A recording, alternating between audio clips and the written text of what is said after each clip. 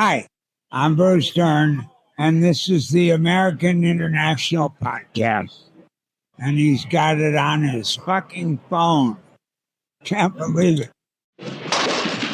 Here are two solid citizens conversing about the newest movie in town. Hey, Joe, you want to go see a cartoon? A cartoon? Yeah. Me? What are you, nuts or something? I don't go for that kid stuff. Oh, this ain't no kid stuff. This is Fritz the Cat, the first X-rated cartoon. The first X-rated cartoon? You're off your rocker. Oh, this Fritz the Cat really thinks he's human. You ain't gonna believe what you see. He meets a whole bunch of crazy hippie chicks and... No, don't tell me. This is one of them films I gotta see for myself. Fritz the Cat, the first full-length, X-rated animated cartoon. We're not talking about actors. We mean a real monster. I brought her back. She'll live and I'll get her another body. I know they're gonna catch me, but don't let anyone see me like that. Please, Doctor, help me! Biologically speaking, it's of primary importance that man should want to mate. Hey, that You don't get all your kicks from surfing, do you? We want to be free to ride our machines without being hassled by the man. And we want to get loaded. You think you're gonna make a slave of the world? I'll see you in hell first! The American International Podcast. Are you ready? Hi there, welcome to the American International Podcast. I'm Cheryl Lightfoot. And I'm Jeff Markin. And this week, we invite you to join us as we take to the highway for revolution, violence, and vulgarity, not to mention filthy feline frolics, in Fritz the Cat from 1972. Fritz the Cat was directed by Ralph Bakshi from a screenplay by Ralph Bakshi, which was based on the Fritz the Cat comic strip by R. Crumb. It was produced by Steve Krantz for Krantz Films and distributed by Cinemation Industries. Fritz the Cat stars Skip Hinnant as Fritz the Cat, Rosetta LeNoire as Bertha, John McCurry as Duke, Phil Seuling as Ralph, Pig Cop Number 2, and additional voices by Judy Engles, Ralph Bakshi, Mary Dean, and Charles Spider. We found a couple different sources online, and they have different roles for some of these voice actors, so we're just going to say that they're additional voices. Yeah, rather than try to weed through the discrepancies, it seems like the easier route. They voice something. So Fritz the Cat opens with an animated cityscape. It's New York City during the 1960s. These are happy times, heavy times. The narrator tells us that. We see 3 construction workers eating their lunch on a steel girder suspended over the street below. It's a horse, a dog, and a pig. As they eat, one complains to the rest of his colleagues about his college-age daughter, who apparently is living with some guy. During the conversation, the horse stands on the girder and pees over the edge down to the ground below. Well, he pees us into the opening credits. Yeah, we follow the stream, and it kind of glitters in the darkness as the credits glide by, I guess. And then finally reaches the ground as an unfortunate hippie walks down the street with his guitar, and he's drenched. And that kind of gives us an idea of what we're in for the next 80 minutes. Don't lie. And now we get a lot of New York City establishing shots, of course, animation, and we end up in Central Park with our titular cat. Fritz looks directly at us and complains about the size of the crowd in Central Park. He and his 2 friends see some girls strolling past, so they get out their guitars so they can impress them with their musical stylings. As the girls walk by, Fritz and his pals start howling and strumming their out-of-tune guitars, but the girls walk right past them. They found their target. It's a crow standing off by himself. The crows in this movie universally represent Black people. So the girls, which happen to be, in this case, a cat, a poodle, and... a fox? A fox, maybe? If we go by their names, these girls' names are supposed to be Charlene, Dee Dee, and Winston. And so if we go with C for cat, Charlene, and D for dog, Dee Dee, what's W? Is the other one a wolf, a wolverine, a walrus? She has a bushy red tail, so I'm going to go with fox. And just say that they're really lazy in their naming of characters. And we'll see that laziness again later in the movie. So the girls go to the crow to vocally sympathize with his plight as an avian of color, saying things like, did you know the property values actually rise when a Black person moves into a neighborhood? And why does a talented actor like James Earl Jones always have to play a Black man? They're trying to prove how woke they are, I guess. But at first he takes no notice of them. No, he just kind of stands there with his hands or wings or whatever in his pocket. Kind of wearing a zoot suit. Then one girl says that a friend told her that Jewish people are the closest to Black people. And she's Jewish. By this time, Fritz has left his friends and follows the girl, scowling at them as they hit on this poor Black crow.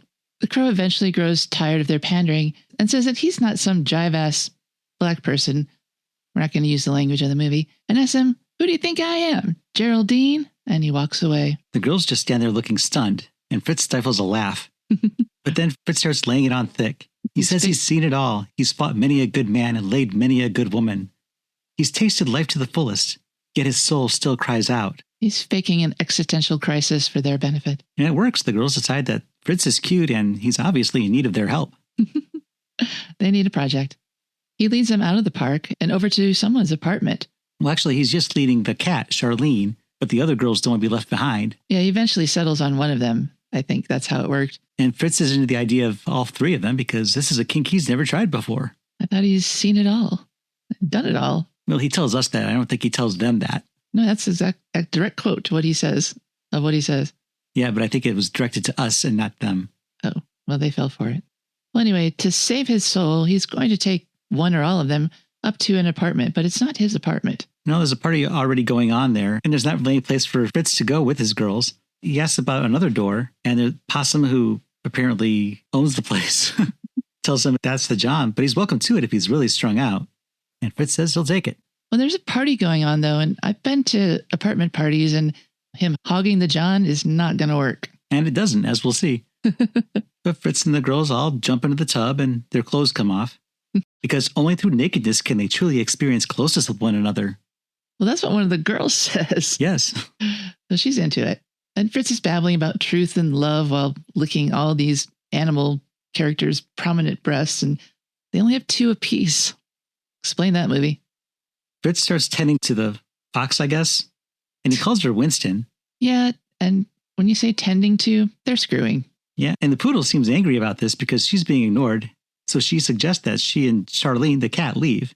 Well, I mean, they're bored. They're being left out of the action. But Fritz tells them not to worry. He places each of them in position. He goes, "You go here, and you go here." And he manages to pleasure them all at once. Well, yeah, I don't know how he's doing it because he's like sliding in between body parts like a snake. His head pops out here and his tail's over here. It's the anti-gravity wonder of cartoon life. Meanwhile, the police officers arrive to break up the party, and we have Ralph the rookie and Al the not rookie cop. And this might surprise you, but the animals that they chose to represent police officers are pigs. I know it's a little subtle and you might not get it, but I think if you think about it, it'll start to make sense. I dig it. They're pigs because of course they are. I'm not arguing that all cops aren't bastards, but just that it's really lazy writing. So I guess that this apartment is known for its parties. So Al is going to show Ralph the ropes here. They're going to go up there and break it up. Ralph asks if he can frisk the girls. I don't know that the apartment is known for its parties so much as they're at NYC. And so they probably have to break up a lot of loud parties.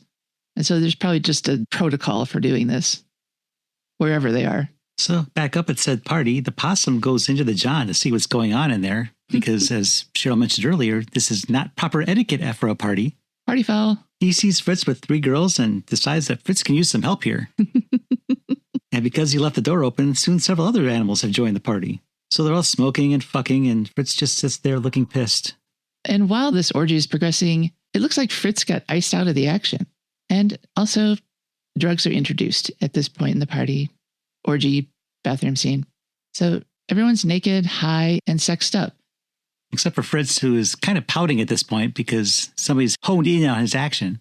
Yeah, and there's some aardvark on the floor that just feels like he can't get high, so he's not getting any action either. But someone passes the pipe to Fritz and he takes a hit, and now he's pretty happy. So the cops are outside the apartment door discussing their approach. Al wants Ralph to yell "open up" because his voice is deeper. He tells him to say, "Open the fucking door, and don't forget to say fucking." Ralph wants to know if he can call him preverts, but Al doesn't know what that is. And Ralph explains it's a degenerate. And Al says, "Oh yeah, that's okay then." Since nobody comes to the door, despite how loud they're yelling, they have to break the door down. And when they get into the apartment, there's nobody there. But they do hear sounds coming from behind the closed bathroom door.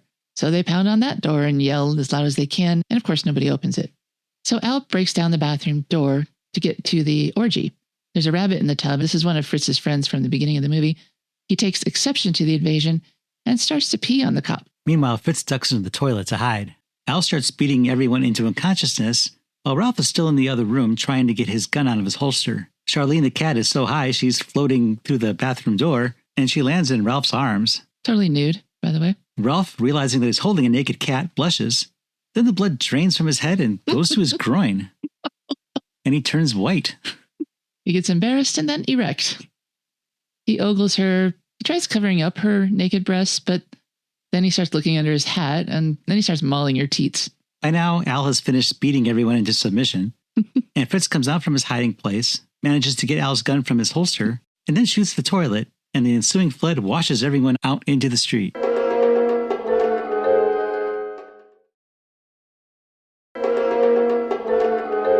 This scene is so freaking weird. We're at a rabbinical school or synagogue, and there's 3 rabbis. They're all kvetching about this and that, while in the background, row after row of scholars are reading from the Torah or the Talmud and just chanting verses of it. And then we see Fritz is hiding in the beard of one of these men. Yeah, this is where he's chosen to make his escape from the law. I'm a fucking fugitive, he says. Just then Al and Ralph come in looking for Fritz. Al and Ralph start looking around, and Ralph doesn't know what language they're speaking, but Al does since he's Jewish, and he asks that Ralph be respectful. They start to argue, though. They're not capable of being respectful, and they're shouting at each other. And Fritz dives into the ladies' restroom. This is like an all-male academy, but they have a ladies' room for some reason. Well, I guess it's probably because of the lady that's in there. She screams. Al eventually shouts for Ralph all the way into the ladies' room, crashing through the door, as they always do. And Ralph emerges with a cleaning lady, her bare breasts exposed, on his back. And then a radio report announces the end of war in the Middle East, with the terms being that New York City and Los Angeles have been returned back to the United States from Israel. And then the crowd cheers, and they all start dancing, and the cleaning lady's macking on Ralph. And they're both sitting on Fritz, and he's clutching scraps of her top. This scene is so bizarre. And it's not even over. It's essentially over. Since everybody's dancing and celebrating, Ralph joins in, and Al gets offended because Ralph isn't Jewish. And it's very bizarre, and it doesn't make any sense. Anyway, during the commotion, Fritz manages to run back out into the street and escape yet again. So now we're at the NYU campus. Fritz is suiting up and talking to his friends, but they're all too busy studying to pay him much attention. Then Fritz monologues about wasting time reading and studying while life is passing him by. Fritz fancies himself a writer and a poet. Fritz wants to experience all life has to offer, and what he really means is naked chicks. But he's going to live every day as if it were his last from now on. And that being said, he doesn't need all his notes and books anymore. So he lights them on fire. But the fire gets out of control, and his apartment starts to burn. Actually, the entire campus burns to the ground. Oh, hey, we get a musical interlude. Yeah, a bird grooves to the sounds of Bo Diddley singing Bo Diddley. While the background comes into frame, I guess. It starts really small and starts growing with the beat. And yeah, it's a picture of Harlem, and it's kind of sepia toned. And it starts off, it looks like there's just a little dot on the screen. And then as the song plays, it slowly gets bigger and bigger until it occupies the whole frame. I actually didn't mind this part. I like the song and got a little break from the wacky action. So the next scene takes place at a crowbar in Harlem. Crowbar. I bet there are bars called Crowbar. This is a very naturalistic scene, and it's because Ralph Bakshi went to a bar and just started talking to people. He was using questions off a script to get the answers in the right direction that he wanted. But these are just real people talking about real stuff. Yeah, I kind of got that feeling when I saw it the first time that this seems like really natural conversation. It's almost like he took a tape recorder into a bar and recorded it and animated it. Turns out that's exactly what he did. It was the same with the construction workers at the beginning. He just sat there and drank whiskey with 3 guys and let them talk. And he used that. Yeah, it's kind of cool. It gives kind of a documentary feel to it. Yeah, even though it's narratively inconsistent, it honestly, this whole movie doesn't require narrative consistency, so it's fine. Some of the conversation in the background is, we hear a couple of crows talking about revolution, and they're debating the pros and cons of a violent revolution as opposed to nonviolent. And I think given the themes in this movie, that's there for a reason. Anyway, this goes on for a little while. When Fritz comes in, he goes up to the bar, but the bartender just ignores him because what's a cat doing in a crow bar? And we see there's another crow shooting pool on his own. Not well, but he's doing it. This is Duke. Fritz literally bumps into Duke, who tells him to watch it. But Fritz isn't going to just sit by. He doesn't have anything else to do. He can't get a drink, so he's just going to strike up a conversation with this crow. Fritz starts whining to Duke about how he wishes he was a crow.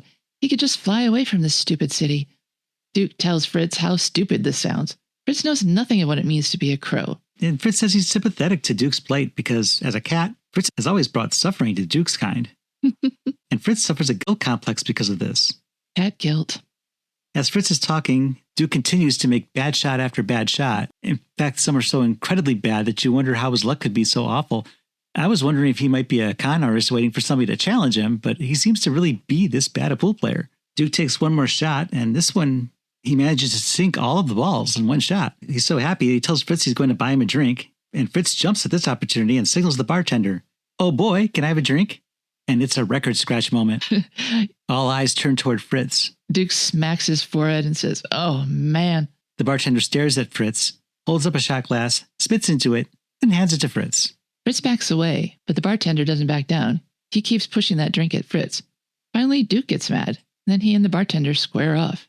The bartender breaks a bottle on the counter. He approaches Duke, and Duke pulls out a knife. Duke tells Fritz he'd better bug out now. "All right," says Fritz, "I'm going to bug out." Then everyone in the bar starts laughing at him. Did he really say that? Even the bartender drops his broken bottle and falls to the floor in hysterics. Fritz realizes he's become the butt of a joke, and he looks none too happy about it. An embarrassed Duke grabs Fritz, and the two of them slink out of there. Now they're out on the street, where Duke spots an enormous pink convertible with its keys in the ignition, and he decides they should take it. "Is anybody looking?" Duke asks Fritz. Then Duke jumps into the car. "Are you stealing that car?" asks Fritz. "Shove over, let me drive this goddamn thing." So Fritz moves over to the driver's seat and takes off, and he's driving really recklessly, and Duke questions his driving abilities. Yeah, he's menacing townsfolk left and right. If you're stealing a car, you don't want to make a scene while doing it. You want to be casual. Duke knows this, but Fritz isn't listening to him. And then our favorite two cops are there. Yeah, it turns out they've been transferred to this neighborhood after the incident with the party. They should have gone to NYU where everything just burned down. Al goes off to walk his beat, leaving Ralph alone. So Ralph goes out in the street to direct traffic just as Fritz comes by. Fritz runs into him, and Ralph ends up in the car with the two of them. He pulls his gun, and of course he's trying to shoot Duke instead of Fritz. But Duke punches him, and he goes flying through the window of a church, losing his pants in the process. With his sausage link exposed to the heckling congregation, he fires his gun at the retreating car. Once he realizes he's nude, his little smoky corkscrews up into his abdominal cavity. And then the pastor clobbers him with a cross. Meanwhile, the car that Fritz is driving is speeding over a bridge. I think it's Brooklyn Bridge. I think it's Manhattan Bridge. But the car appears to be on fire, and it crashes into a milk truck, hitting it right in the milk. Everything in the truck goes flying at us, and one of those things is a empty syringe. The car goes airborne all the way to the top of the bridge before falling over the edge to the water below. But we see Duke has grabbed onto a rafter with one hand and Fritz with the other. "Duke, you saved my life," says Fritz. "Shit," replies Duke. This sounded so much like Isaiah Whitlock Jr. from The Wire. I wonder if that was inspiration for him. And now another musical interlude. Billie Holiday sings Yesterdays as we see a collage of images representing urban decay and neglect. This is a really good song, and Ralph Bakshi paid $35 to use this song. Quite a bargain. So now we're going to meet a couple of old crows. This is Sonny and Bertha. And I guess they're kind of in a high-end marijuana trade. Marijuana seems to be the drug of choice for all our New York City scenes. Yeah, but the stuff that they're dealing in seems to be high-class stuff compared to what you get right out on the street. It's more potent. But Bertha is lamenting about the old days. Instead of being a high-class drug dealer, she was a high-class whore. Well, I thought what she was saying was that there used to be a lot of white boys there with white boy money, and they would spend all their money, and I assumed it was on drugs, but as we can see, she has more than one trade that she deals in. So you could be right about that. But apparently those days are over, and the white boys don't come down to Harlem anymore. And so anyway, this is the place where Duke brings Fritz next, though I'm not really sure why. No, Duke knocks on the door. Sonny looks out to see who it is, and Duke says it's me. So Sonny opens the door and sees that Duke is not alone. "Who's that, Joker?" he asked. "Friend of mine," says Duke. And Duke strolls past him inside, and Fritz follows. Duke asks Fritz if he's ever partied. "Grass?" asks Fritz. "Of course. What do you think I am, some kind of a hick?" Bertha hears this and gets excited. Finally, a white boy has arrived to spread his white boy money around. So she reaches either into her dress, or into her the bottom vagina. of her dress, or into the couch or something. Something between her legs and under her dress, and pulls on a handful of joints. They're in her vagina, Jeff. And there's like 6 to 8 of them in her hand. She rushes right over to Fritz and stuffs them all into his mouth. He's wasted in no time. Yeah, he smokes 6 joints at once and he's tripping balls. And she's now topless and she has always been bottomless. She's wearing a skirt, but there's nothing underneath that. Makes it easier to get the stuff out of your cooch. So Bertha runs outside wearing only that skirt, and Fritz chases after her, high and horny. She laughs as she skips away from him and leads him out into a junkyard. They have really violent foreplay. He's biting her breasts, and I guess it's pretty true to feline sexual practices. It's never fun for the female cat. So Bertha's prancing around, still laughing and teasing, and Fritz pushes her onto a broken down bus, tears off her skirt, then pulls off his shirt, jacket, and tie. We hear his little red rocket launching with a boing. He presents himself, and Bertha laughs at him. "You ain't black enough, honey," she says. And Fritz dejectedly starts to walk away, but she pulls him back in, saying, "Fritz." And then I guess they copulate on a dirty junkyard sofa. For a little while, but Fritz suddenly stops. He realizes what he has to do. He's got to tell the people about the revolution. So he leaves a perplexed Bertha as he puts his clothes back on and runs off to start his new mission. He runs back to the street in front of Bertha's place. He hops on top of a car and starts preaching about the revolution to everyone who'll listen. A man yells at him to get the fuck off of his car. As Al and Ralph, the pig cops, drive up in a patrol car, Fritz points to them as they get out. "That's the man that's holding you down," he says. And this sounds reasonable enough to the gathered crows, who all surround the cops. Ralph and Elle argue about which one he means by holding them down. But it's soon a moot point as the crowd gets angrier. Seeing the danger, Ralph tries to humanize himself, pulling out his wallet saying, "Would you like to see a picture of my kids?" A thrown bottle is smashed against Ralph's head. He grabs his gun and starts shooting wildly. Duke runs over to Fritz, warning him that he's going to be killed if he stays on top of that car. He's an easy target. Then another shot rings out as billiard balls break. Well, Duke gets shot for his trouble. And Duke is shot in the chest. As he dies, his last moments are represented by pool balls finding their pockets. 13, 14, 15, 16, and Duke slides off the car dead. Yeah, each ball represents one last heartbeat. I thought that was pretty good, actually. I thought that was well done. Yeah, it was an interesting way to approach that. I'm sad because Duke was a really cool character. And then more pigs arrive to quell the riot. Yeah, they're all in riot gear. And there's just a lot of shouting and carnage. Fritz yells, "We shall overcome," as bullets fly over his head. Then the Air Force is brought in to end things, all cheered on by a disguised but recognizable Donald Duck, Daisy Duck, and Mickey Mouse. They're in silhouette and cheering as the bombs are dropped. Oh, hey, the Air Force are pigs too. And it looks like they're carpet bombing Harlem and leveling it. Yep, the whole neighborhood is a war zone. But at least the riot's been stopped.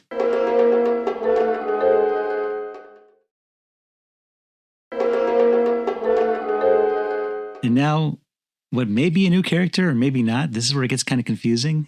This is Winston, who appears to be a fox and looks similar to the fox also named Winston from the beginning of the movie, but doesn't act or sound anything like her. Now, she does look similar, but there is a difference. She has a longer snout. You wouldn't think she's a wolf. She's definitely a fox. And so this is where I think maybe it's just a continuity error or just pure laziness in the writing. I don't think it's laziness. What I think happened was they realized Winston's from the comic story, but she hadn't been introduced earlier in the film. And I think they were worried that audiences wouldn't understand who this character was. So they wanted to introduce her earlier. So they named one of those other girls Winston, even though it doesn't fit and makes it a lot more confusing than trying to deduce who this was when she's obviously an old girlfriend you get from the conversation they have. So they made it worse.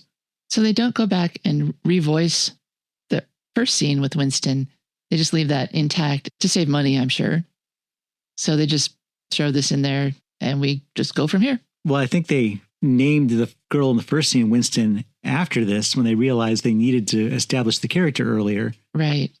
And that's how they did it, because at least they looked kind of the same. They got the same hairstyle, color, and they seem to be the same species.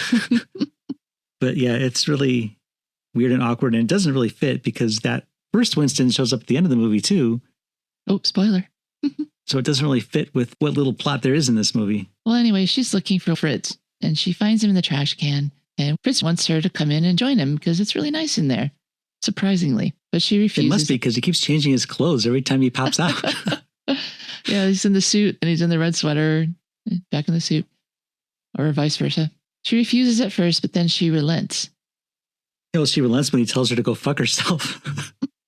So she climbs in with him, and she's got a plan. She thinks they can go traveling together. They can explore the world. He can write. And then they can get married. And she wants to know if he's still going to bug out. And he says he has to. He has no other choice. He's wanted by the law and possibly the government. Yeah, that's why he's hiding the trash cans, because he thinks he's wanted, but nobody's really looking for him. The whole neighborhood has been trashed. Yeah, it doesn't exist anymore, I guess. So there's nobody there at all. He doesn't know that, though. He doesn't. No, he's hiding in a trash can. He doesn't know anything that's going on. He's just assuming because he's that vain that everybody's looking for him. He's also dumb. Let's call a cat a cat. Well, the plan is to get to San Francisco. So they begin their journey.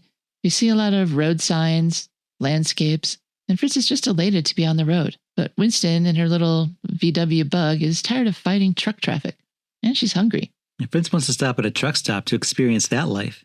He thinks it'll be good for his writing. But since Winston is driving, she pulls rank and she pulls into a Howard Johnson's instead. Yeah, Fritz just glares at her as she orders a steak. Now we're out in the desert where some rabbit who's a swastika aficionado rides his hog around. His horsey girlfriend, Harriet, boobs akimbo, chases him around. She's also wearing a skirt with no panties. Harriet's trying to get Blue's attention, but he's too busy riding around. So she pulls out a shiny syringe and holds it up, and he sees it.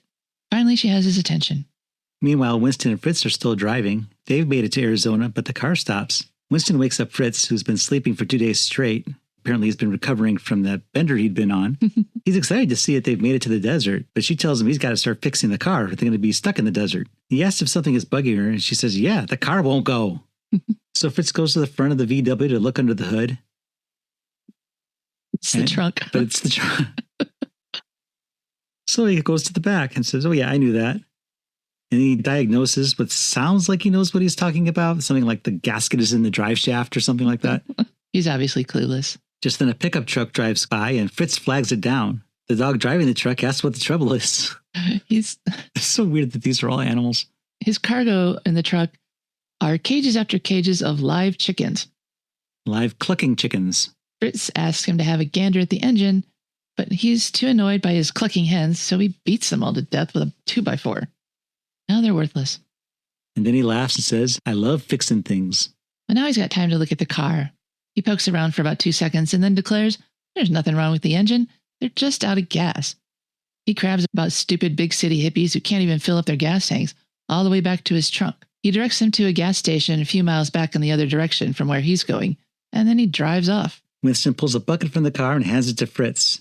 She chides him about his know-it-all attitude when he pretended to have an idea what the problem was with the car. So to make up for it, he can go walk to the gas station and pick up the gas so they can get out of there. But this isn't what Fritz had planned at all. He was going to bug out and experience the world and not have to put up with any of this bullshit anymore. He's mad that she's always making a big bourgeois deal out of little things. He wants to enjoy life, but she ruined it. She turns on him. His naivete astounds her. Fritz would be lost without Winston. And he calls her a bitch. He'd never be able to make it on his own. He'd probably still be hiding in that garbage can. She says he'd be better off with a girl like Charlene, some stupid bimbo that he could just fucking throw away. He can't handle a mature woman. She pushes the pail back into Fritz's hands and sends him down the road. Fritz doesn't make it very far before he throws the bucket to the side of the road. We'll see who needs who more. He walks on as his theme song plays. And then he appears in the reflection of a toilet. How he got there, we'll never know. It's Harriet the horse who's using the outhouse. She flushes and then she heads back to where her rabbit, Blue, is fixing his motorcycle. He looks really strung out. Yeah, he's just sitting there, not even looking. He's just ratcheting his tire and tweaking. And that's when Fritz walks in. Fritz is trying to hitch a ride, but a nearby truck blows past him and he flies off the road and into the rabbit's garbage can. Rabbit objects, and Fritz gets out of the can, griping that here it is, the eve of the revolution, and he has nothing to do. Since Fritz is talking about the revolution, Blue the rabbit seems to take an immediate shine to him, since he and Harriet too want to fight the establishment. So Blue tells Fritz to hop onto the motorcycle behind Harriet, and the three of them bike over to the cemetery. Blue leads them to a mausoleum. He knocks on the door and introduces John, former biker and head of their organization against the establishment.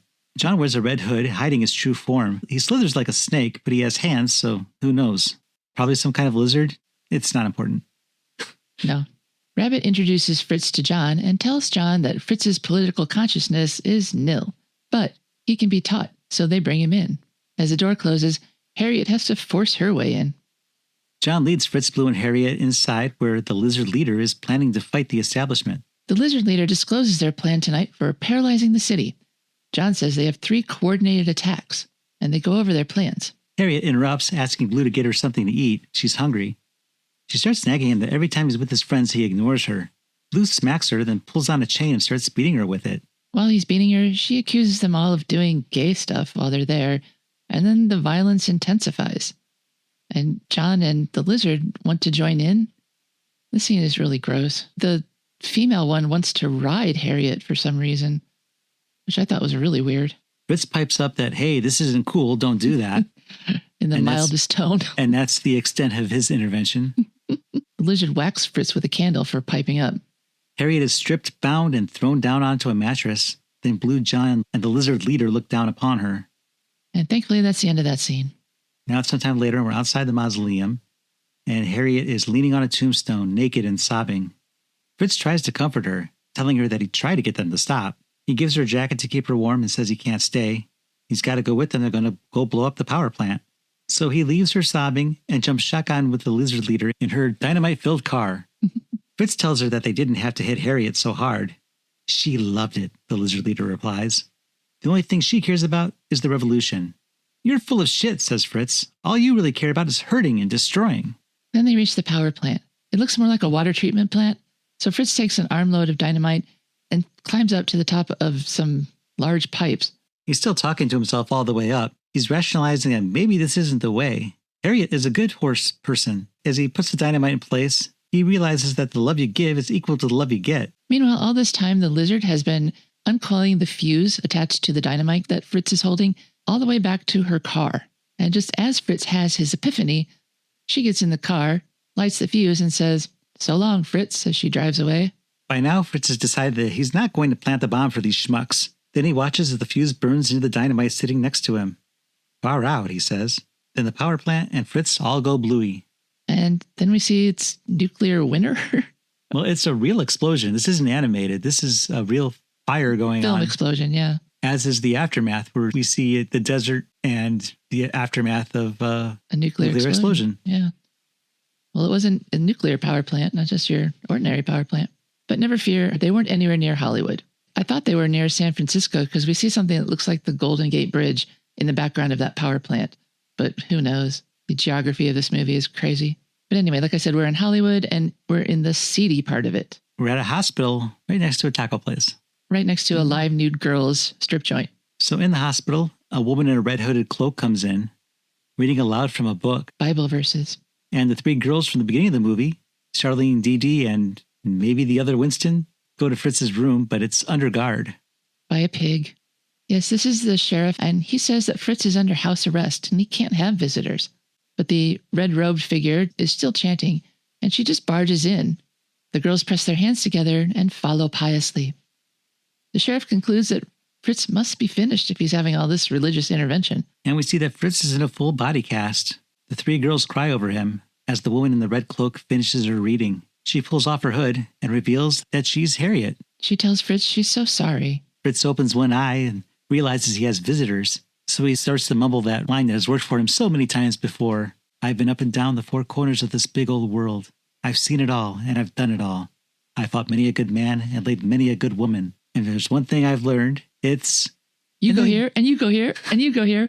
He gets all the girls into bed with them, and he starts fucking them. Yep, orgy ensues. They're bouncing on the bed. And I guess Harriet just watches because she's not participating. No, it's like the bathtub scene, and she's the aardvark. They're bouncing on the bed, bandages and clothes are flying everywhere. And outside the door, the sheriff laments the end of Fritz. He was a good kid. And then we hear a closing song over real New York City sepia-toned photos. And that's the end.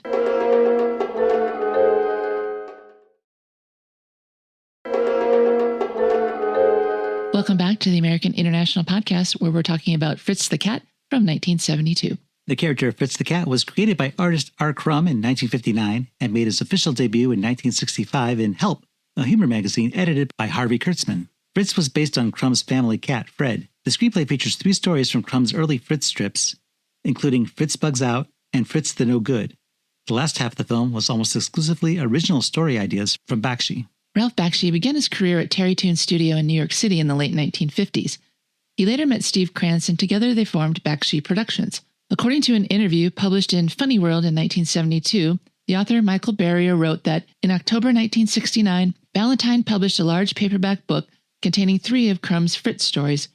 Krantz said, "I discovered Fritz the Cat, and I said, my God, this is it." Impressed by Crumb's writing, Krantz purchased the book and told Bakshi that it could serve as a basis for a feature film. Bakshi wanted to direct it. Steve Krantz and Ralph Bakshi arranged a meeting with Crumb, during which Bakshi presented sample drawings he had made in Crumb's style, demonstrating his ability to faithfully adapt the work into animation.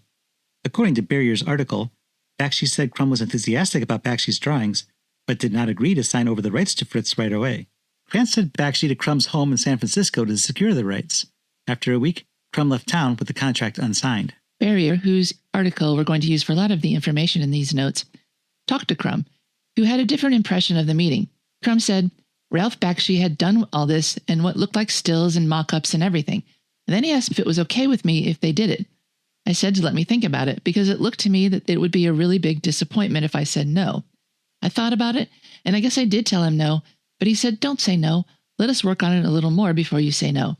I never gave him a firm no. I never said, "Don't use my characters or I'll get my lawyers on you," or anything like that. Crumb left New York without signing anything. But then, according to Barrier, Steve Krantz says that he received a contract signed by Crumb in the mail, and that in return, Crumb received $12,500. Crumb told Barrier that his wife Dana, who had power of attorney over his affairs, signed the contract. Crumb was to receive a total of $50,000 plus 10% of Krantz's share of the profits. But, according to Crumb, after Ralphie got his contract with my name on it, we immediately received a check for $7,000 exactly, no more, no less, and have not received a penny since. Not that I want any more of Krantz's stinking money, but just to get the facts straight. Whatever happened, believing they had the rights to the character and the stories, Krantz and Bakshi struggled to find a distributor to secure funding for the production. Eventually, Warner Brothers agreed to work with them, and the two began creating animation sequences, starting with the scenes in Harlem. Krantz later said that had funding been pulled, he would have released those scenes as a standalone short feature. Production costs on Fritz the Cat eventually totaled $700,000. Once executives at Warner Brothers saw the produced sequence, along with pencil tests, and according to Bakshi, they were shocked. In an interview conducted later, Bakshi said, "You should have seen their faces in the screening room when I first screened a bit of Fritz. I'll remember their faces until I die. One of them left the room. Holy hell, you should have seen his face." Warner executives requested that the sexual content be toned down and to cast big names for the voices, which Bakshi refused to do. Warner pulled out of the deal, forcing Krantz to look for a financing and distribution deal with another company. Krantz ultimately signed a deal with Jerry Gross, head of Cinemation Industries, which specialized in exploitation films. Gross didn't need much convincing to back the film and get it in theaters. Saul Zaentz of Fantasy Records also provided funds and distributed the soundtrack album on his label.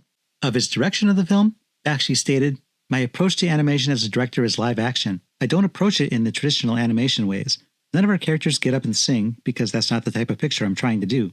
I want people to believe my characters are real, and it's hard to believe they're real if they start walking down the street singing." He also said there is no director's cut of Fritz the Cat. I was working low-budget animation. There were no first or second cuts. There was only one cut. I considered it a very good cartoon and wasn't in the mood for nitpicking. There's no money to fix anything. I said what I wanted and moved on to heavy traffic.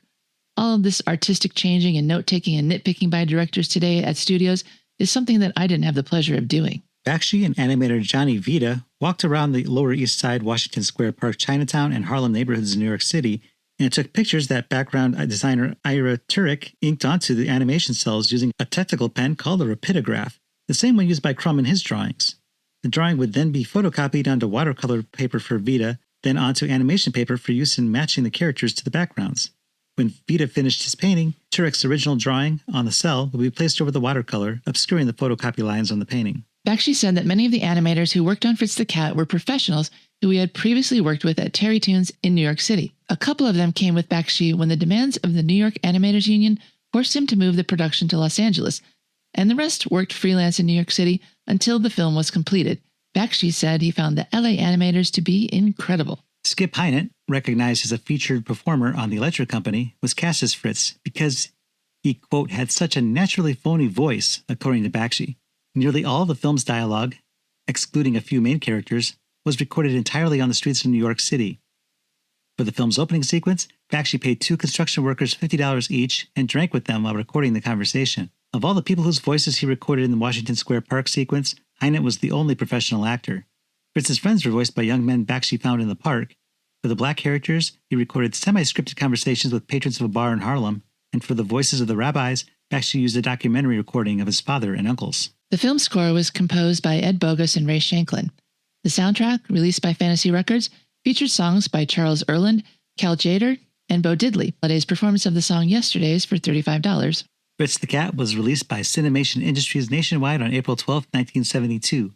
It received an X rating from the Motion Picture Association of America, the first ever given to an animated feature. No one under 17 could see the film. Ralph Bakshi was not happy with the rating. In an article written by Ernest Leogrand in the New York Daily News, published in February of 1972, Bakshi said, quote, "We don't want it and thought we did something out of line. If I wanted to make a pornographic movie, I could have spent 2 months in a garage instead of 2 years going back and forth across country." Bakshi said he and Krantz thought it should get an R rating, and said the X was due to one man on the 8-person board who objected to the movie's anthropomorphic sexual intercourse and its heavy-handedness. The Museum of Modern Art screened Fritz the Cat, calling it an animated social commentary, on February 5, 1972, as part of its Cineprobe program. Ralph Bakshi was on hand to answer questions following the screening. There was also a sneak preview showing in Los Angeles on February 10th and in San Francisco on February 18, 1972. The Midtown Theater in Philadelphia gave away Fritz the Cat t-shirts, buttons, and mini posters to the first 250 attendees on the Friday, Saturday, and Sunday of its premiere weekend. Taglines for Fritz the Cat include, "Everybody loves us, baby." He's X-rated and animated. He's a new breed of cat.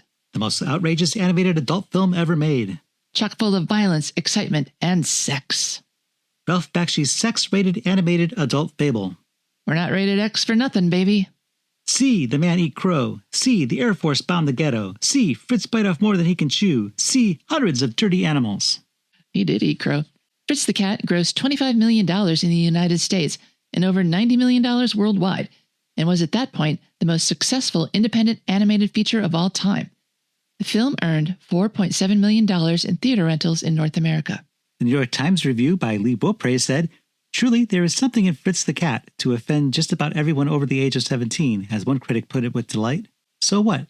There is nothing more offensive than to point one's hose downward on people of differing persuasions, but some degree of wit and art should certainly accompany such simplistic iconoclasm. I gathered that these qualities were abundant in the original Robert Crumb comics, on which Fritz the Cat is based, but they were somehow mislaid in the film version.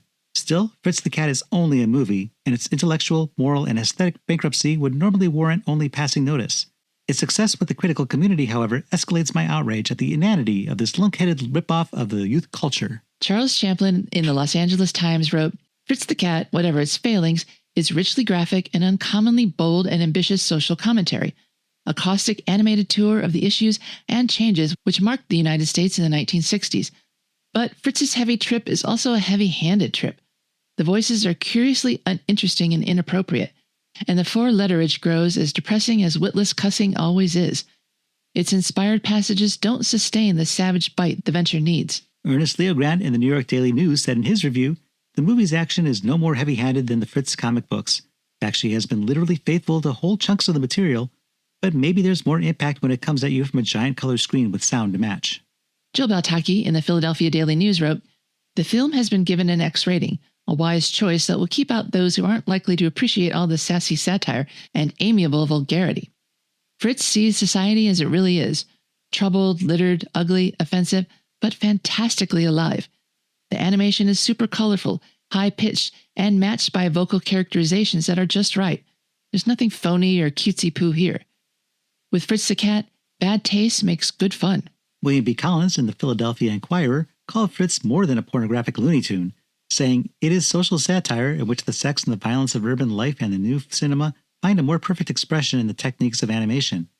After what we've seen real people doing on the screen, the fantastic stylized exaggerations of these cartoon characters isn't going to faze us in the least, nor can we be outraged by four-letter words anymore." He went on to say that the film has moments of beauty and reflectiveness which Disney never dreamed of. New York Magazine film critic Judith Crist reviewed the film and said it was, quote, "a gloriously funny, brilliantly pointed, and superbly executed entertainment, whose target is the muddle-headed radical chicks and slicks of the 60s, and believed it, quote, should change the face of animated cartoon forever." Variety called Fritz the Cat an amusing, diverting, handsomely executed poke at youthful attitudes. Excellent animation and montage shore up a plot which has a few howls, several chuckles, and many smiles. Fritz the Cat was rated Class C condemned by the Catholic League of America. Surprising no one. Shocking. Joy to Spain and the Nanaimo, British Columbia Daily News thought it utterly incredible that not a single protest was registered when Fritz the Cat was booked at a major downtown Seattle theater for 3 weeks. She called it the filthiest, most obscene piece of celluloid garbage I've had the unpleasant task of reviewing in many a year. What perhaps is even more appalling was the complacent indifference of those locally empowered to do something. And where were our major daily film critics? Out sipping lemonade under an umbrella of pseudo-intellectualism? Who is going to stop these sex merchants from corrupting and literally taking over an industry that has given us so much beauty and so much joy? Jeez, dial it back, Joy. Fritz the Cat's success led to the production of a sequel, The 9 Lives of Fritz the Cat. Although producer Krantz and voice actor Hinnant returned for the follow-up, Bakshi did not. R. Crumb's name was not attached to the sequel to Fritz the Cat, and he is on record as despising the film.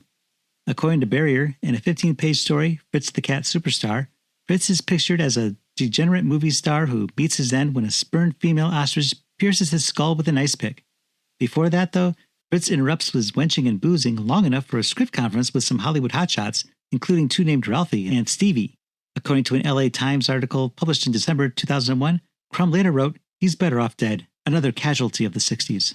Fritz the Cat was selected by Time Out magazine as the 42nd greatest animated film, and it ranked at number 51 on the Online Film Critics Society's list of the top 100 greatest animated films of all time. In July of 1980, a daily Variety news item reported that Bakshi filed suit against Krantz's company, asking for an accounting of the profits and an unspecified amount in damages from Fritz the Cat in heavy traffic, claiming that his contract called for a 10% cut of the profits, and the last payment he had received was in June 1978. Fritz the Cat and its sequel were released on VHS in 1988 by Warner Home Video through Orion Pictures. In 2001, MGM distributed the film and its sequel on DVD. Both were released on Blu-ray by Scorpion Releasing and Kino Lorber in 2021.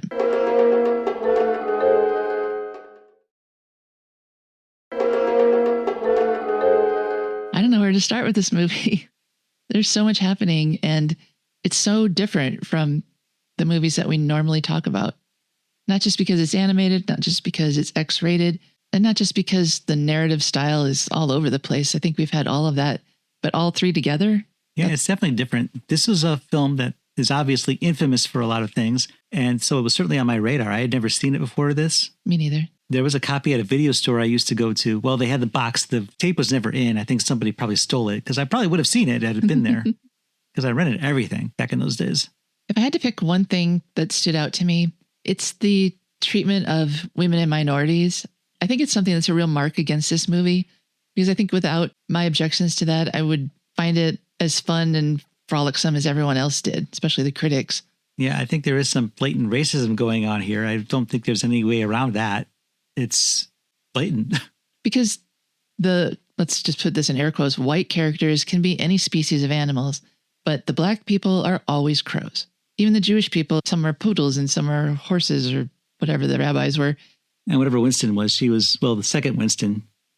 That's why I said the poodle. Yeah, she was a poodle, the second whatever Winston. she was a wolf or a fox or whatever. That's bad. And then, like I said, with the cops being pigs, that's... Well, one of them was Jewish. Yeah, I guess that's funny. A non-kosher Jew. Anyway, but that's just lazy writing.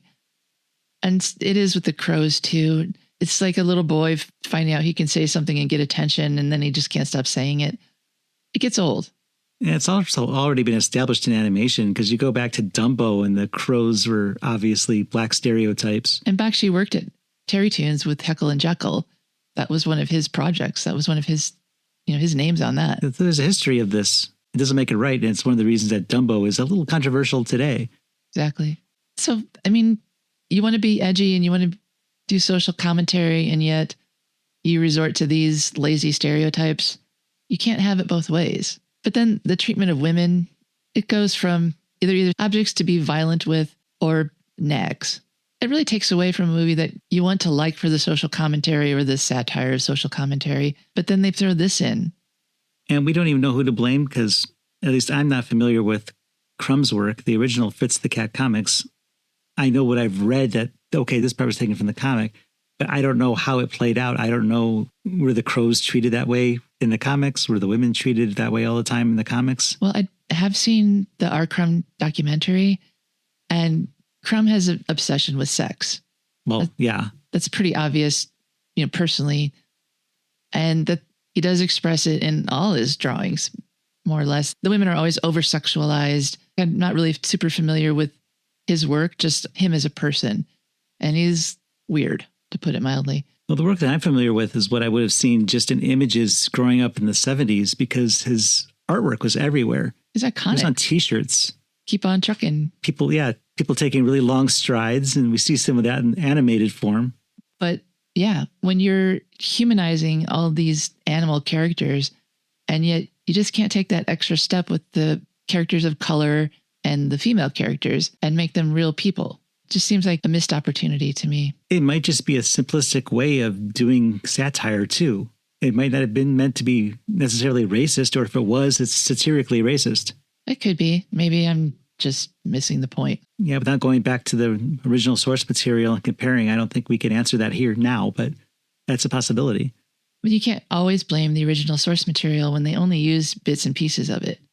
And then they took things their own way, and in a way that made Crumb unhappy with the finished product. Bakshi could literally have written anyone any way he wanted, since he was taking inspiration, not recreating it on screen as it was in the comics. Yeah, as weird as this movie is, it's the things that we know Bakshi added that are really weird. Like the scene in the synagogue. Oh, yeah. Is just strange and doesn't really fit in with the rest of the movie. No, it brings the movie to a stop. And the chicken farmer. Oh, yeah. The chicken farmer was in the comics, I guess, but he didn't beat chickens. That was a Ralph Bakshi edition. Which is weird, because the chickens are chickens. They're not women in cages that look like chickens. So that's always weird. It's like when Mickey Mouse has a pet dog, when Goofy is a dog, that kind of weirdness. But yeah, just saying the things that he added, why did he add them? That chicken scene is so gross and so violent and so pointless. It's not just pointless violence. It just doesn't really add. It's just like a what the fuck moment. But other than that. And they stopped the narrative, such as it is. And one thing I thought was interesting about the ending, if we want to talk about that now, is that Bakshi wanted all along to avoid the cliches of cartoon tropes. But in the case with the ending, Fritz is not dead. And that's a cartoon trope. You can explode 1,000 times and you still come back to chase the coyote. Well, he's a cat. Cats have 9 lives, which meant they could make a sequel, and they did. But yeah, in exploring animation, some of this just seems to see how far can we go and what can we get away with. Because, yeah, there's sex here. It's not really graphic. No. Thank God. But I mean, it's just humping. And if Fritz had been a dog, it might have gotten a G rating, because that's just something dogs do. And then when I was dreading this movie, as we came closer and closer on our calendar, I thought the sex would be the worst part of it. And it's not. Well, the sex is all kind of stupid in this movie. It's just silly. Yeah, it's just, okay, grab you and I'll just thrust a couple times, and I'll grab you and I'll thrust a couple times. It's comical. And this movie is comical for almost every situation we get into ends up being comical, except for the one where Harriet the horse is beaten in the mausoleum. My God, was that awful. And again, anti-female and just unnecessary. It's not entertaining. It did show what a putz that Fritz is, though. Hey guys, maybe you shouldn't do that. So much for standing up for things. And just the fact that I don't think a single female character, except for Winston, was able to keep her breasts within her clothing. No. Either they chose to go topless or they just couldn't manage to keep them in there. They kept popping out. Well, Fritz had a hand in that, or a paw, as it were. Well, when he could, but not all the time. Like the lizard leader. Yeah. She's popping out of her robe as soon as they walk in. Oh, and Bertha the crow, too. She had a reason. She likes to flaunt it. Yeah. That's funny, because she was played by the grandmother from Family Matters. Oh, wow. Esther Mother Winslow. Oh, wow. I didn't know that. So, yeah, she went on to do more than just this. So it's kind of funny to think of that actor playing that character. Were you imagining her in real life doing that? I was. Well, stop. And when I saw the credits and I saw Skip Hinnant, I know that name. I looked him up. He was the guy from the Electric Company. Yeah. The blonde guy who played Fargo North Dakota was his main character. I didn't remember, because I don't remember things from a week ago, let alone from when I was 6 years old. But yeah, that was him. Quite a departure for him as well. Because what I read is that he had been known as being on the Electric Company, but I didn't question the timeline. I don't know when the Electric Company started. I think it was like 1971 or 2, which would have been about the same time that this was in this production. came out. So he probably recorded Fritz the Cat dialogue much earlier. Ah, okay. The sequel is a different story. Yeah, and we do have to watch that one day, along with Heavy Traffic. What's wild is how ubiquitous Ralph Bakshi animation is. I was reading more about him and just realizing all the things that I've seen that he's done. The Hobbit cartoon. Mm-hmm. And we read in that article that we quoted, he was just trying to make animation look real. And a lot of the stuff that he's done since this, which wouldn't have worked for this cartoon because these are animals, he does a lot of rotoscoping. Mm-hmm. And that always looks more fake to me than animation. I mean, even if you go back to the early Disney princess films like Snow White, Sleeping Beauty, Cinderella, they look pretty much like real people. The only difference is their eyes are a little bigger than they would be. Yeah. But they're drawn, the dimensions are like real people. By the time you get to the modern ones, Little Mermaid on, when they started redesigning it and had their basically second coming of Disney princesses, they don't look real at all. They're cartoon characters. No, their heads are huge and their eyes are out of proportion to their face. And their waists are non-existent. And in terms of rotoscoping, I know that Disney used that in Sleeping Beauty for the dance sequences. And it just doesn't look real to me because it's not as smooth because they're just tracing every frame. I guess the movements look more real, but the animation doesn't look more real. It's the best I could describe it. I thought the backgrounds looked really good in this. Yeah, a lot of times it looked better than the stuff in the foreground. Oh, almost always. No, the setting, even when it was more abstract, Harlem looked grimy. It looked appropriate. Mm-hmm. Especially with the song playing over it. It was very impactful, very affecting. You mean the Bo Diddley song when they introduced it? No, I meant the Billie Holiday song. Oh, okay. When we got done with Bertha in the junkyard. The scene with the Bo Diddley song is kind of strange. It seems like they were padding out the film because this crow is just sitting there and he's kind of pointing to the beat and just kind of bopping. And nothing seems to be happening. And it goes on for nearly the entire song. Yeah, they let that go for a while. Great for us, though, as we catch up on our notes. And the Billie Holiday song played in its entirety, too, I believe. I was trying to think of other animated movies that were out around this time, because except for Disney, and Disney was kind of like pulling back on that kind of thing. I think they only released like 3 movies during the 60s. It was 101 Dalmatians in 61, and 63 was Sword of the Stone, and 69, I think, was Jungle Book. Mary Poppins, if you count that, was 64. But that's it, because they were doing a lot of just bad live action movies at that time. And into the 70s, but we have Aristocats in 70, Robin Hood, Rescuers in 77. Not a lot. Yeah. And nothing good. None of their A material was coming out at this time. And there weren't really a lot of other animated films. United Artists had released Yellow Submarine with the Beatles as characters in 68. In 1970, The Phantom Toll Booth came out, which is Chuck Jones directing with Butch Patrick. Paramount put out in 73 Charlotte's Web. Oh, yeah. That was a musical. And there was weird stuff like Hugo the Hippo and The Mouse and His Child. And let's just say it wasn't really a major time for animation. And Ralph Bakshi was doing a lot of what was coming out because he did this, he did Heavy Traffic, he did Coonskin, right. Lord of the Rings was 78. So this was a very prolific period for him. This was his decade. And he did kind of change the course of animation as a whole. This doesn't seem as groundbreaking to us now because we have The Simpsons, we have South Park, but there wasn't really adult animation in the mainstream at that time. Not in the mainstream. It's always existed. Yeah, I know. It was all on the down low. Now it's out and making $90 million. And I think that changed things because he couldn't get Heavy Traffic made. And this Heavy Traffic was a thing before Fritz the Cat, but he had to make Fritz the Cat to sell the concept, basically. And that did come out through AIP, so we'll be watching that one in the future, too. I know. I don't know anything about that movie. So what about the other stuff that was in the movie? We mentioned how Duke's death was portrayed. Well, and said it was an effective way to do it, but if they had to kill the coolest character in the movie... I was just going to say, my favorite character. They gave him a fitting departure. I don't know, throwing in the pool montage made it seem a lot more graphic. I mean, he had a huge hole, guts falling out of his chest, or back or whatever was facing up at the time, and they keep cutting away to these pool balls falling into the holes, and it just makes it seem so much worse. Well, he was dying, and that's how they represented every heartbeat was hitting the pocket, like all those pool balls in his trick shot. And I think it's something you probably couldn't get away with in live action. It's one of those things taking advantage of the animated process to do things you couldn't otherwise do. Yeah, I really appreciated that about this movie. I thought that was a good scene. And that's what Bakshi says he was not trying to do. He wanted to make it look real. He wanted to make an animated movie that looked like it was live action, but he's taking advantage of the medium in several places here. But not on the whole. So maybe that's the difference. He's doing it straight as if it could have been live action. Even live action movies have dream sequences, have fantasy sequences. And maybe I'm just reading too much into it and he just didn't want to have his characters singing and dancing. Although they do dance in the synagogue. But they don't sing, or if they do, it's really bad and not on purpose. And I think the one thing that really, really hurts this movie is the Winston character, because just the way she's handled. The second Winston, right? The second Winston, the real Winston, because it seems like they named the first girl Winston after the fact to try and explain the second Winston, which just makes everything just so much more confusing than it needed to be. Yeah, it shouldn't even be something we mention.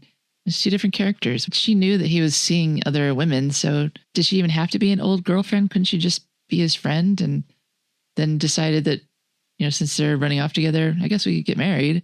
Yeah, it didn't matter. All you need to know is that they have a past. Right. Give her a different name. And she's looking for him and calling him by name, so she at least knows who he is if she doesn't know him personally. And he knows her, so okay, it's easy to figure out that they know each other. Yeah. He called her and she came. They're friends or exes or whatever. Yeah. Well, did he call her? I thought that she saw him on the news or something. And well, she knew where to find him. Yeah. And he was hiding, so I assumed that he signaled her somehow. I assumed that she just was looking for him. And she absolutely knew where he would turn. Well, it was the last place that he was known to have been where the riot started. I think she says as much. Oh, well, in all the chaos, he could have been anywhere, so I thought he gave her some clue. Yeah, maybe. And then he leaves her in the desert. For all we know, she died out there. Yeah, we never see her again unless she's the other Winston too, and she shows up at the end with Charlene and Dee. She morphed into a slightly different fox wolf thing and has a different voice again. Don't think so. Yeah, not trying to explain the character of Winston Schwartz by naming another character Winston would have gone a long way to making this film make a little more sense.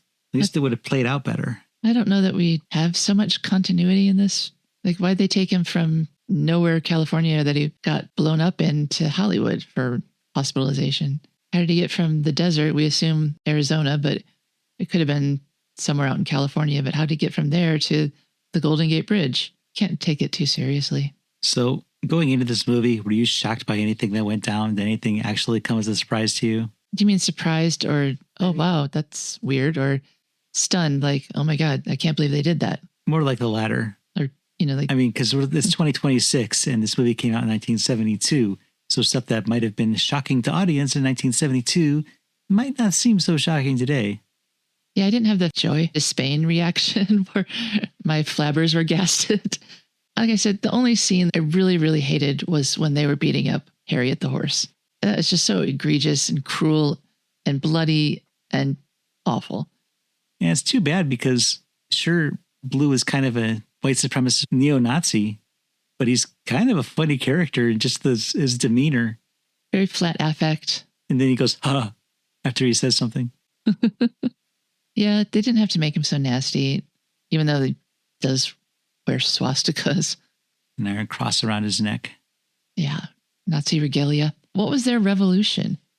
It wasn't Fritz's revolution. Fritz's revolution is just, he doesn't want to work. He just wants to have fun. Yeah, let's talk about that because it's the whole point of the movie. It is, but the way the movie presents it, it doesn't seem pro that. Well, since this is a satire, I think it's actually poking fun at people who want revolution but aren't willing to actually get down and dirty and do it. They just want to say they're part of a revolution. They just don't want the uncomfortable parts of life. And so they're like, oh, viva la revolution. But they're really just pansies. And as I understand it, that's part of the reason that Crumb did not like this movie, because that's not where he stood politically. Right. He was a revolutionary. Fritz was kind of an avatar for him. And they made him a joke. Yeah. So, yeah, if I were Crumb, I would have hated this movie too and felt betrayed, especially if he never gave permission and his wife did it for him. And they never got the money that was even promised for that. No, and if he had gotten a percentage like he was supposed to, I mean, geez, that would have been millions, or at least close to. But I guess he didn't have to feel like a sellout, so he had that going for him.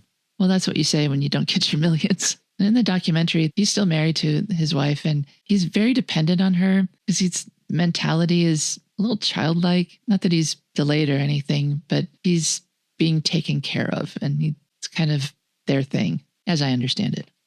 All right, so I don't envy you this task, and I have to do it too. But let's hear your take first on Fritz the Cat, using our AIP scale, where A is awesome, I is intermediate, and P is pathetic. Jeff, how do you rate Fritz the Cat? Well, as I said, this is a weird movie, and I didn't know exactly what I was going to be in for. I was gung-ho to watch it, just because I hadn't seen it and had heard so much about it. First time through, I wasn't that impressed. A lot of the stuff that's supposed to be shocking just really wasn't, probably because the age of the film, and we've seen so much worse in films since then in live action, not just animation. But what really surprised me is the second time through, I felt like I got a lot more out of it, and I enjoyed it a lot more. It's still not a great movie, but this is one I could see the Criterion Collection tackling one day. It would not surprise me if this came out from Criterion one of these days. So I think it's a decent film. If you're easily offended, skip it. But otherwise, I think it's worth a watch. I'm going to give it an I. Not a great film. There's a lot wrong with it. It's got its problems for sure, but I think I'd probably watch this one again someday. I think I enjoyed it enough to do that. What are your thoughts, Cheryl?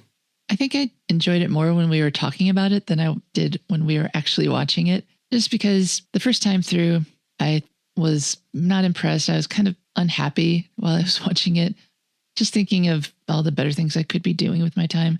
But then, we watched it for the podcast. We took notes. We didn't take as long as we normally do because a lot of this movie, nothing really serious happens and it's pretty easily summed up. There's just a bunch of barely connected episodes that keep this movie flowing. And when we get to the end, well, nobody's learned anything. And so that's probably for the best because it's supposed to be a satire. It's not supposed to be a real revolutionary movie. The parts of it that I thought I would dislike the most, I thought it was going to be really pornographic sex with cartoon characters and not with people. And I just wasn't really in the mood for that. But it's funnier than I was expecting. It's sillier than I was expecting. It's hard to ignore the parts that I didn't like, the sexism, the racism, the violence against horses. But it is kind of good-natured on top of all that. Fritz is such a happy-go-lucky guy, and he fails his way upward through everything and ends up on top despite not deserving it one bit. And it bothered me less than I thought it would. So if I can just put aside my petty dislikes, I think it's worthy of an I as well. I think it's appropriate that the movie ends pretty much how it starts. Fritz is in the same place. He's in a body cast. That's the only difference. But he's using the same line and the same three girls. It's working again. He hasn't learned a thing from his adventures. Nope. I guess we set up a sequel. Yeah, I don't think I explained very well how I feel about this movie. What I was trying to say is that it's not as bad as I thought, but not as good as I wanted it to be. So I'll be giving it an I. And don't forget about our online museum devoted to all things AIP. You find that at AIP.com. It's a good place to catch previous episodes of the podcast, as well as find posters and trailers and more details on the films we've covered on the podcast. And there's a contact form so you can let us know what else you'd like to see us do with the site. And you can use that same form to help us track down any of the films we're still missing from the AIP oeuvre. You can find information on those films as well. And there are links to our socials and to our store where any purchase will show your support and help keep the podcast going, the website alive. And that's all at AIPpod.com. And now that we've wasted or spent one of our 9 lives on this film, let's bid farewell to Fritz, at least for the time being. For the American International Podcast, I'm Cheryl Lightfoot. And I'm Jeff Markin. And we'll meet you at the drive-in. Follow the American International Podcast on Instagram and Letterboxd at AIP_pod and on Facebook at facebook.com/American International Podcast. The American International Podcast is produced and edited by Jeff Markin. A man whose mind is distorted by hatred. And Cheryl Lightfoot. A girl hungry for too many things.